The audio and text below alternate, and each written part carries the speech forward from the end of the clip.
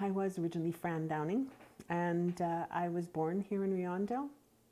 And I moved away when I had to go to school because there was nothing here to work at.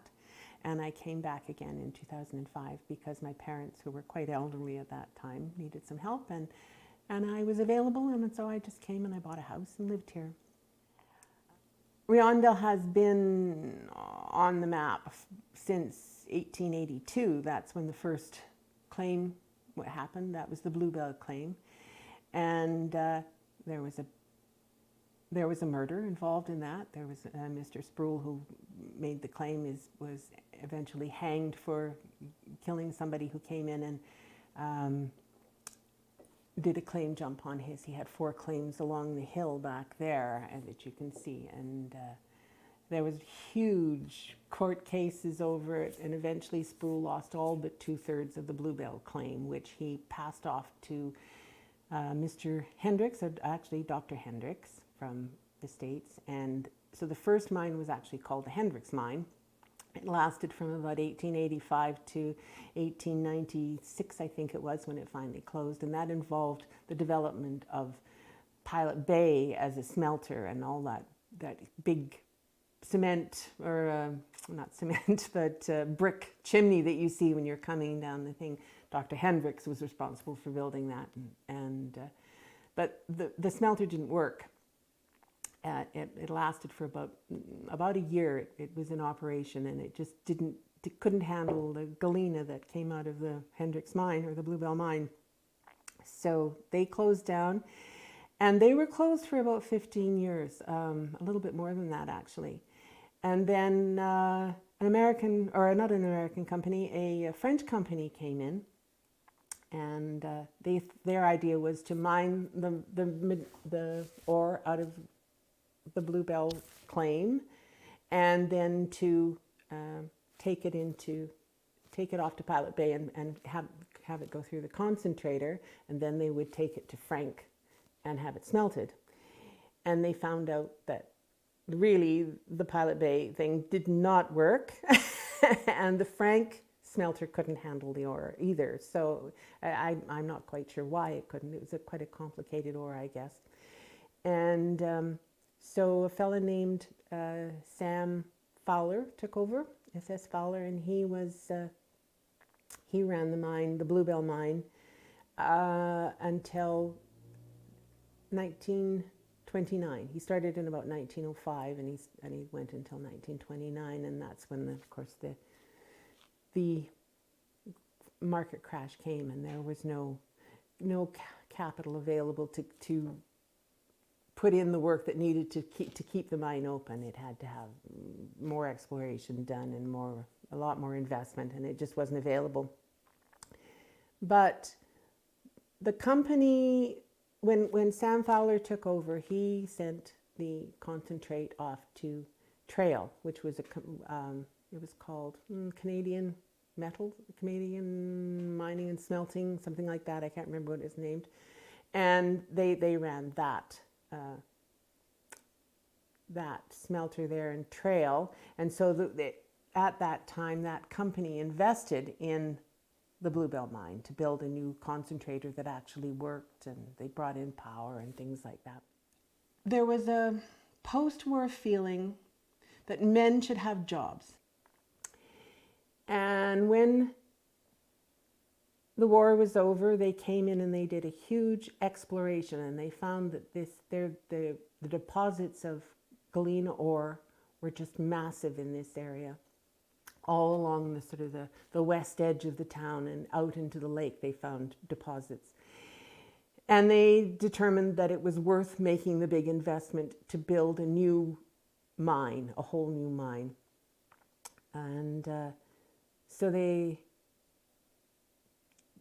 put in a whole new tunnel. They put in a new incline shaft and the whole thing that they needed, a new concentrator up to date. It could handle, I think it was 500 tons a day it could handle. So you can see the size of the scope of this. And when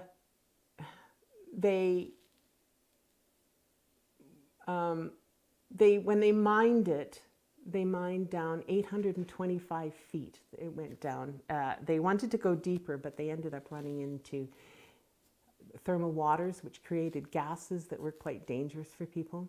But they mined all the way from Galena Bay, which is the South Bay, and they mined all along that peninsula along the lake, out and out into the lake and out into the lake west. It went miles and miles of tunnels. It was just an astonishing kind of thing. And they would have gone farther except for the thermal waters because it was there.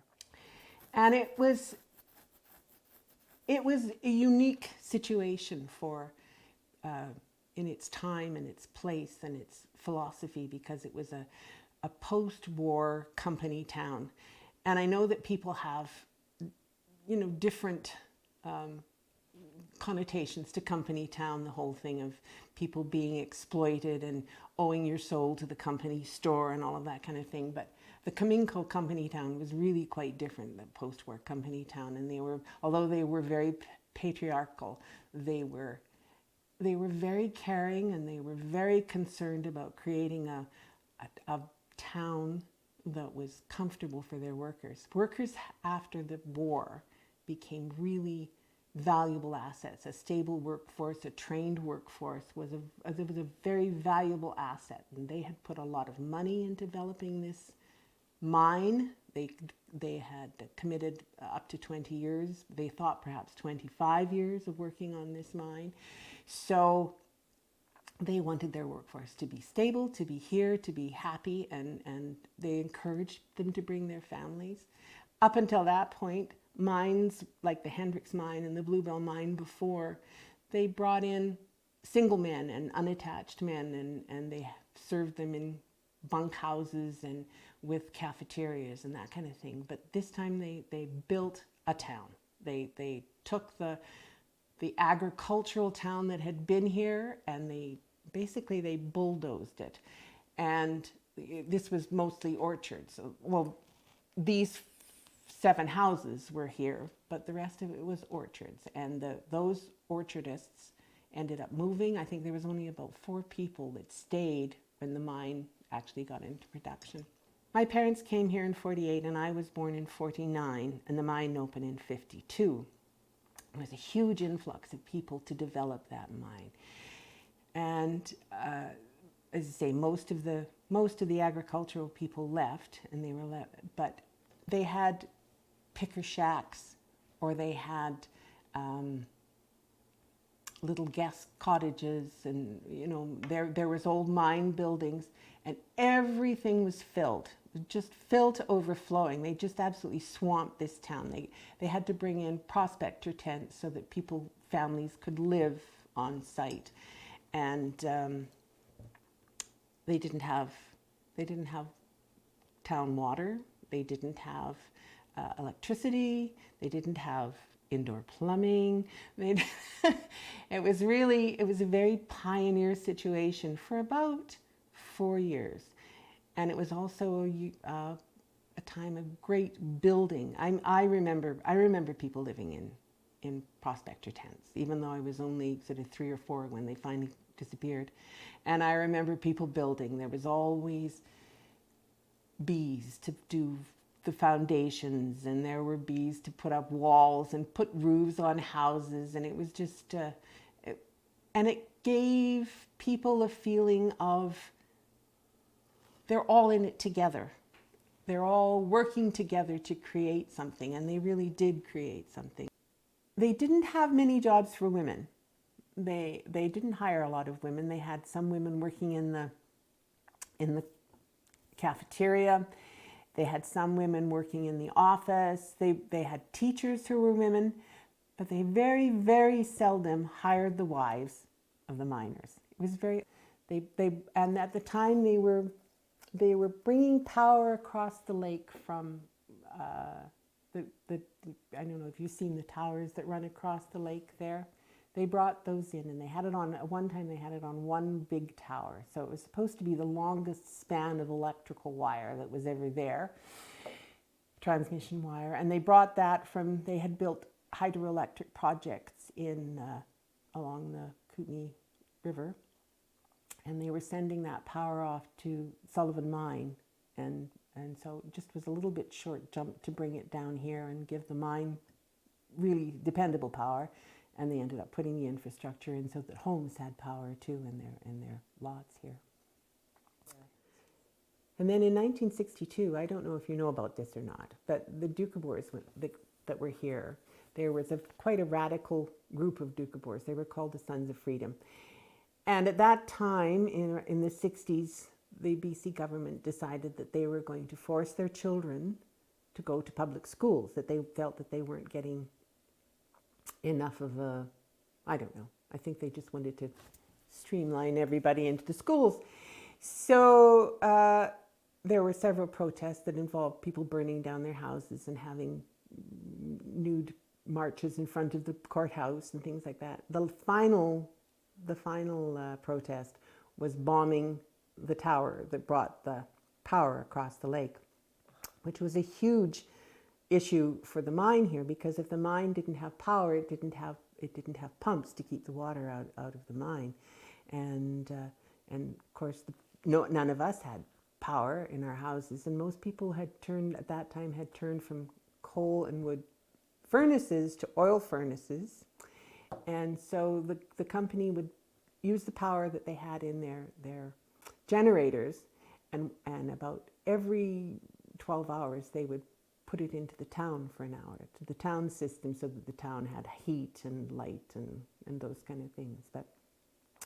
And then they built the towers that are there now, but they moved them across the road and put it on 3 towers instead of 1 tower, and that extended the length of the wire that they brought across, so that it again was the longest span of transmission wire for about 10 minutes until somebody else put a longer transmission span in. They never lost a man in the Cominco mine, and nobody ever died. They did have accidents, but very few. They had huge long periods, years and years and years of having no accidents that caused people to lose time at work. When they finally got the mine built and everybody had lovely houses, they aren't huge houses, of course, they're all little houses, but you have to think that this was also, being a post-war town, it was also a baby boomer town, and just about every house had 2 to 5 children. You know, it was probably the average household was 5 to 7 people. It was, some people had 8 children, some people had 6 children, some people didn't have children, but they were the exception. There was a lot of kids lived here. So once they got the houses built and they got the mine built, they started working on public buildings, and the first one was the school. They had a one-room school, which was up where the coffee shop is now, but they pulled it down to where the school is down now on Eastman, and the first group of kids that were here, they went to school in that school, and it was sort of kept on the side for a long time as an overflow classroom, because they built the school and they realized automatically that it wasn't big enough, so they had to add on to it again, and they added on to it again. I think the last edition was actually in 1969. They added on to it, and the mine closed in 71, so they just had to keep building and building. So they also built the recreation center, and before they'd only had the Union Hall to do anything in, and they used to do things like they'd have plays in the cafeteria and dances in the cafeteria. But once they built the recreation hall, that became the center of community life. The biggest thing I remember, I said there were so many children. There was never a time when you couldn't go out and find someone to play with, to make mud pies with, to start a baseball game, to just go off in the woods and hike. We used to hike up to Thompson's cabin. Alec Thompson was a fellow who had a farm right up the mountain behind us in the east there, and he had a road, and the cabin was an old log cabin. It was falling down, but we used to go up there with our little pack of sandwiches and build a little fire and toast marshmallows or something. We were big into fires, I think, when we were kids. everybody was basically the same age. It was working men in their 30s when they came, and they worked. Most of them stayed the whole time the mine was open. It was a very, very stable community. It was, there were lots of different nationalities, but it was a very white bread community. And, but I think the only real dividing line was that there was a Catholic church and a Protestant church. And so when you had your birthday parties, you had to make sure that you had fish or peanut butter or eggs or something in the sandwiches, not just hot dogs. And it was, but there was no great wealth in this community. Everybody owned their little house. They leased the land from Cominco, but they owned their little house, and they probably had a car, and there was a sense that everybody in the community was equal. There was always people to teach you how to play badminton, to teach you there was wrestling, and there was judo, and there was, just everything. There were Boy Scouts, Girl Guides, there were swimming lessons, free swimming lessons. So just about everybody learned to swim, which living on a lake is a big deal. The golf cart, of course, started through this recreation club. It started out as 3 holes. And there's a story of people all going out there with their push mower and pushing, lined up in a row, pushing mowers across the grass to make it so that they could have greens. Of course, now it's 9 holes and it's beautiful, but it's under its own separate society now. What else did they? Well, they built the curling rink, which is still active. As a matter of fact, they're playing today. They built 2 churches sprung up, and I can actually remember my dad in our backyard sanding away on a pew. Everybody took a pew and sanded and fixed it up, constructed it, and took it back to the church. Cominco gave us North Bay Beach. They gave it as a park, and they put in the concession stand, and they put in the change rooms and things like that for us. So it was quite an honor for us. And then they also helped build the marina that's there. They put in they built the, what do they call it? The breakwater that's behind the marina, and that's something that's been given to the town for then. And they built the skating rink that's down there. That was a centennial project. One of the things about the town now is that the population has dropped from, like the full-time population has dropped from about 800, 900 to about 250 full-time population. A lot of people come and they buy summer homes because, of course, the lake is beautiful, and the boating and the fishing and all of those kind of things. But now, as I say, there's more people with families moving in. I think it has a lot to do with the Crawford Bay School, which is an absolutely beautiful school. And but they're safe here. I would really like to see a lot more full-time families, full-time people move in myself.